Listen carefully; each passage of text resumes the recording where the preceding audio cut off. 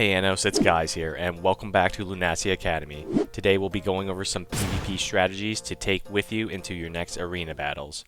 These strategies are crucial to understand and play a massive role on how a game can end, so make sure you watch the whole video. And as always, before we start, please smash that like and subscribe button, and turn on notifications for future content.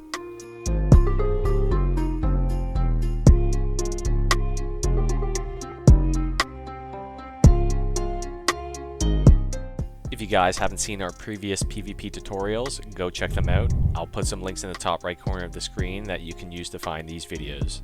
Axie Infinity is a very simple game, but one with a very high skill cap.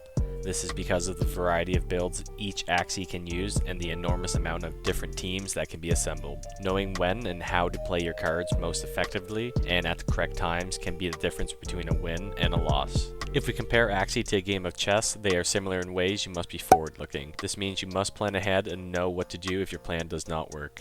The best way to improve an arena is by playing games over and over. The more experience you have in arena, the better you will become. You know what they say, practice makes perfect. Here are some strategies we use and we hope you guys do as well. Saving/economy rounds is a familiar term across all different types of video games such as Valorant and CSGO to name a few. This refers to not using anything for this round to effectively save for a bigger combo later on. In some rare occurrences, you may need to save 2 rounds to be able to pull off the game-winning combo by waiting for the right cards. Saving can be extremely effective, especially if you can predict when your enemy will use all their shield cards. This is because if you are able to avoid your enemy's shield and attack back the next round, you effectively save your energy and your cards for the later rounds. This is what I personally call a value play because you use most of the optimal cards when it's the best time possible. Prediction/counter is a skill that comes with time. I don't expect any new player to master this skill right away, but I have seen some scholars become exceptionally good at this. Being able to predict what your enemy will do is one of the most important traits to have in Arena, due to being able to set up a counter, which can completely throw off your opponent's play. Some meta teams to look out for are Tri-Spikers, who attack the Axies with the lowest shield.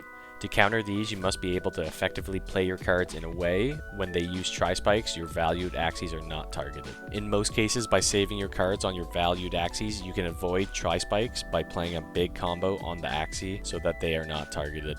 In this case, Kirby uses an exceptional read and predicts his opponent will not use their shield and lands a back-to-back KO on his backline, securing the victory. Counting cards plus energy. Just how a blackjack player or poker player can count cards, in Axie you have a similar mechanic to knowing how many cards your opponent has. Every game you'll start out with 6 cards. The counter in the top right hand corner will show how many cards your opponents had last turn. So you want to keep a mental note of how many cards they used this turn and how many they had last turn to figure out how many cards they have. This can be useful especially when calculating how much shield you should play, because if you know your opponent doesn't have enough cards for a full combo, you can potentially play a more economic hand, thus playing a bigger combo next round. Counting energy is essentially the same concept, but it does require more focus as you do not have any gauges similar to the card counter in the top right. To start counting energy, you must understand each game you start out with 3 energy. Every new round produces 2, but within each turn there can be ways to generate or steal, which makes it difficult to track. My recommendation for this would be to keep a notepad or a mental note of how many energy your opponent plays per round and how many he gains and steals. There are some programs to count energy, but I would not rely on them as you may not have the options every time you are playing.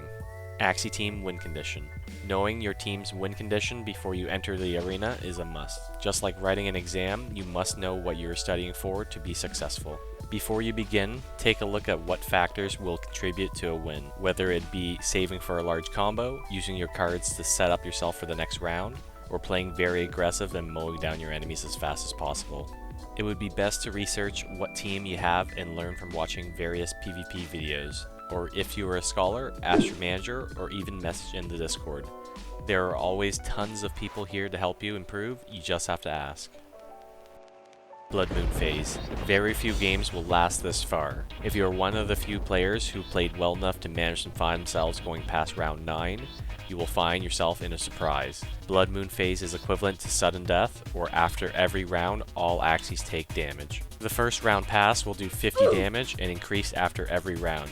Some teams are specifically designed to stall out this phase and sustain themselves by healing. There are a lot of strong builds that find themselves in this situation, like zigzag leaf bug tanks.